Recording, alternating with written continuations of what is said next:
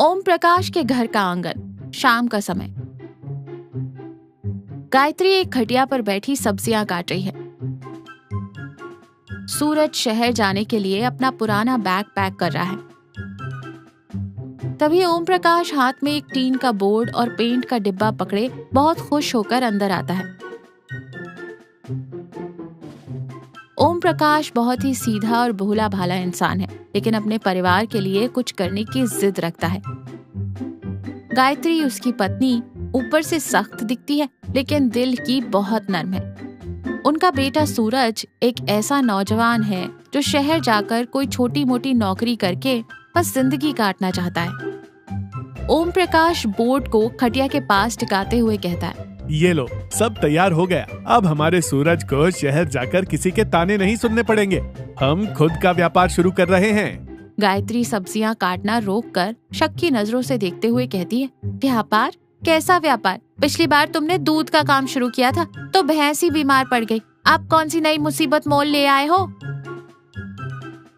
सूरज झुंझलाते हुए कहता है, पिताजी, मैंने कल सुबह शहर जाने के लिए बस का टिकट बुक कर लिया है। वहाँ एक सेठ की दुकान पर मुझे काम मिल रहा है। आप मुझे जाने क्यों नहीं देते? ओम प्रकाश सूरज के पास जाकर प्यार से लेकिन सख्ती से कहता है, क्योंकि तू ओम प्रकाश का बेटा है, किसी सेठ का नौकर नहीं। हाईवे के किनारे जो टिन का पुराना खाली शेड था, वो मैंने किराए पर ले लिया है। वहाँ मैं ओम प्रकाश स्पेशल चिकन मसाला और रोटी ढाबा खोल रहा हूँ। गायत्री अपना सिर पीटते हुए कहती है, हे भगवान, चिकन मसाला! आपको तो ढंग से चाय भी बनानी नहीं आती और आप ढाबा चलाएंगे, वो भी हाईवे पर। वहाँ बड़े बड़े होटल है, हमारी इस छोटी सी झोपड़ी के पास कौन रुकेगा? ओम प्रकाश पूरे आत्मविश्वास के साथ कहता है, अरे गायत्री, मेरी दादी की सिखाई हुई वो लाजवाब रेसिपी भूल गई क्या? लाल मिर्च और मसालों वाला वो तीखा और खुशबूदार चिकन, मैं वो बनाऊंगा और तू अपने हाथों से मुलायम रोटियां सेकना। देखना, कारों की लाइन लग जाएगी। मुझे बस 1 महीने का समय दो। अगर ढाबा नहीं चला तो सूरज जहाँ जाना चाहे जा सकता है। सूरज थोड़ा नर्म पड़ते हुए कहता है, ठीक है पिताजी, आपकी जिद के आगे तो कोई नहीं जीत सकता। 1 महीना देख लेते हैं। अगले दिन दोपहर का समय, हाईवे के किनारे ओम प्रकाश का ढाबा। एक साधारण मिट्टी का चूल्हा, 2-3 लकड़ी की मेजें और कुर्सियां। ओम प्रकाश ने ढाबे के बाहर अपना बोर्ड टांग दिया। दोपहर हो चुकी है, लेकिन एक भी ग्राहक नहीं आया है। ओम प्रकाश हाथ में कपड़ा लिए मक्खियां उड़ा रहा है।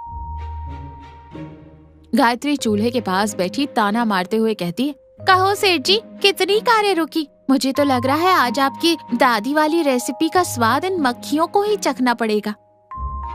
सूरज कुर्सी पर पैर रखकर बैठा है, बहुत बोर होते हुए कहता है, पिताजी, मैंने तो पहले ही कहा था, ये आइडिया एकदम बकवास है। शहर जाने वाली कारों वाले हमारी टिन की छत के नीचे क्यों रुकेंगे? ओम प्रकाश निराश है, लेकिन बाहर नहीं दिखा रहा। थोड़ा सब्र रख मेरे बाप। व्यापार क्या कोई पेड़ है जो आज लगाया और कल फल तोड़ लिए? अच्छी खुशबू फैलने में थोड़ा समय तो लगता ही है। दिन बीत जाता है, अंधेरा हो जाता है, एक भी ग्राहक नहीं आता। ओम प्रकाश दुखी मन से ढाबे का शटर गिरा देता है। ओम प्रकाश चूल्हे के पास बैठा पसीना पोंछ रहा है। गायत्री आटा गूंथ रही है। तभी जोर से ब्रेक लगने की आवाज आती है। एक ट्रक आकर रुकता है। उसमें से चमन लाल उतरता है, एक मोटा और बहुत ही खुशमिजाज ड्राइवर। अरे ओ ढाबे वाले भाई, खाने को कुछ है क्या? कल से गाड़ी चला रहा हूँ, पेट में चूहे कबड्डी खेल रहे हैं। ओम प्रकाश खुशी से उछलते हुए तौलिया कंधे पर डालते हुए कहता है, आइए आइए सेठ जी, ओम प्रकाश स्पेशल ढाबे में आपका स्वागत है। बताइए क्या लाऊं? एकदम गर्मा गर्म चिकन तैयार है। चमन लाल कुर्सी पर धड़ाम से बैठते हुए कहता है, भाई बोर्ड तो तुमने बड़ा शानदार लगाया है, खुशबू भी गजब आ रही है, लेकिन एक बहुत बड़ी परेशानी है यार। ओम प्रकाश घबराते हुए कहता है, परेशानी? कैसी परेशानी सेठ जी? परेशानी ये है कि मैं पक्का शाकाहारी हूँ, लेकिन आज मेरा मन कुछ बहुत ही तीखा, मजेदार, बिल्कुल चिकन जैसी चीज खाने को कर रहा है। बस उसमें मांस का एक भी तिनका नहीं होना चाहिए। मेरी आत्मा को शांति देने के लिए है तुम्हारे पास कुछ? ओम प्रकाश हैरानी से कहता है? चिकन जैसा होना चाहिए लेकिन चिकन नहीं होना चाहिए? ये कैसी अजीब मांग है मालिक? गायत्री तुरंत पीछे से आकर ओम प्रकाश को रसोई के कोने में खींचती है और फुसफुसाते हुए कहती है, सुनिए, आए हुए ग्राहक को खाली हाथ मत जाने दीजिए। बोनी का समय है, अब शगुन हो जाएगा। कल खेत से जो बड़ा सा कटहल ले आए थे ना, वो मैंने बिल्कुल मांस के टुकड़ों की तरह मोटा मोटा काट कर रखा है। उसी को अपनी दादी वाले मसाले में डालकर बना दीजिए। तेरा दिमाग खराब हो गया है क्या? वो ट्रक ड्राइवर है, अगर हमने उसे धोखा दिया तो हमारा ढाबा तोड़ देगा। अरे आप बस तरी को खूब तीखा रखिए, वो बिल्कुल नहीं पहचान पाएगा। उसे वेज चिकन बोलकर दीजिएगा। ओम प्रकाश गहरी सांस लेकर चमन लाल के पास वापस आता है। सेठ जी, आपकी किस्मत बहुत अच्छी है। हमारे ढाबे की सबसे स्पेशल डिश है स्पेशल वेज चिकन। एक बार खाएंगे तो उंगलियां क्या पूरी प्लेट चाट जाएंगे। ओम प्रकाश जल्दी जल्दी कटहल की सब्जी बनाता है। गायत्री गर्मा गर्म रोटियां लाती है। चमन लाल पहला निवाला मुंह में रखता है। ओम प्रकाश, गायत्री और सूरज तीनों अपनी सांस रोके उसी की तरफ देख रहे हैं। चमन लाल आंखें बंद करके चबाता है, फिर जोर से मेज पर हाथ मारता है।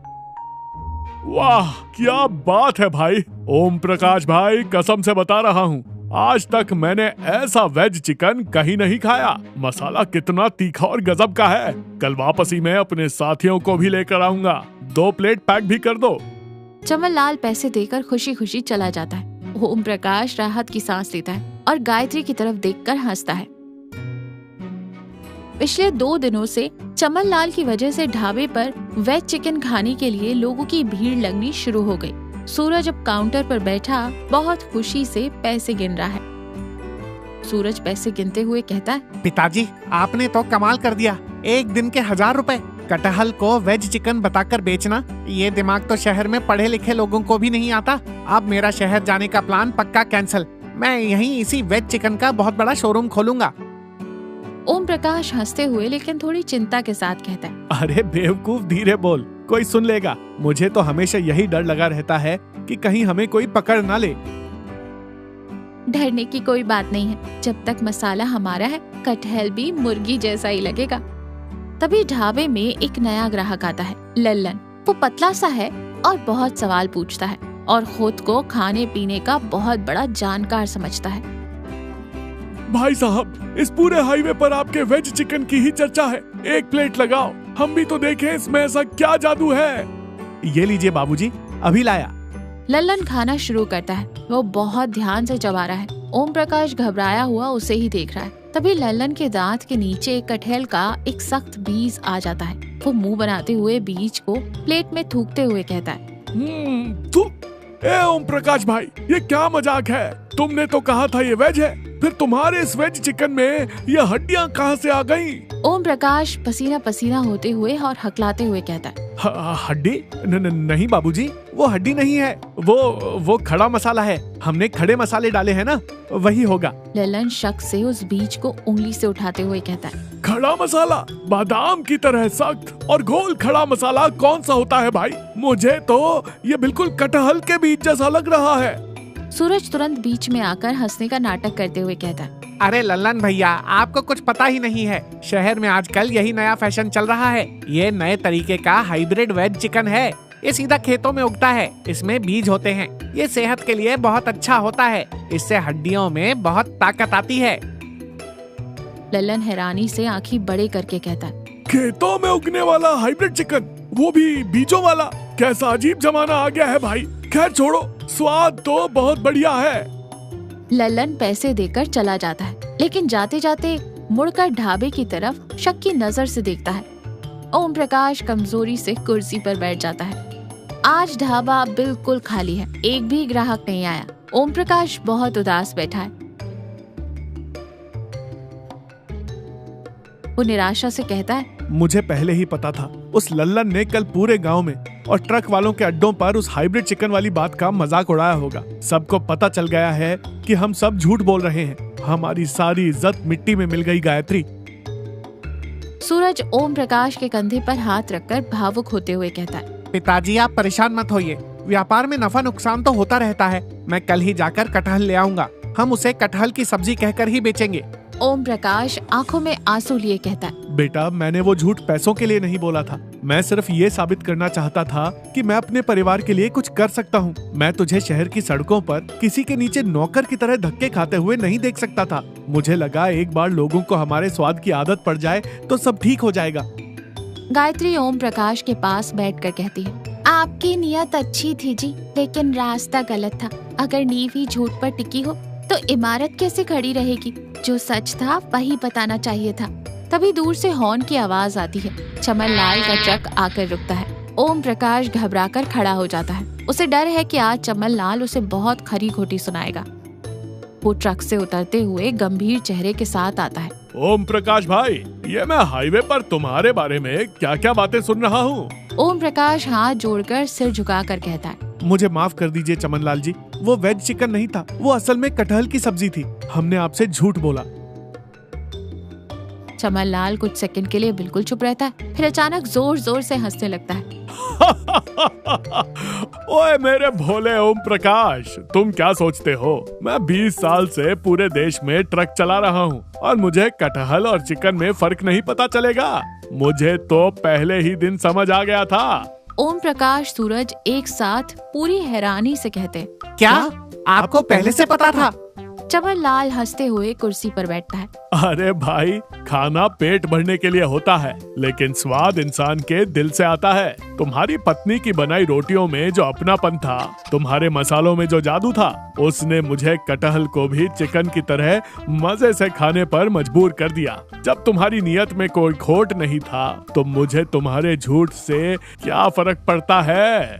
ओम प्रकाश राहत की सांस लेते हुए और मुस्कुराते हुए कहता है, आपका दिल बहुत बड़ा है सेठ जी।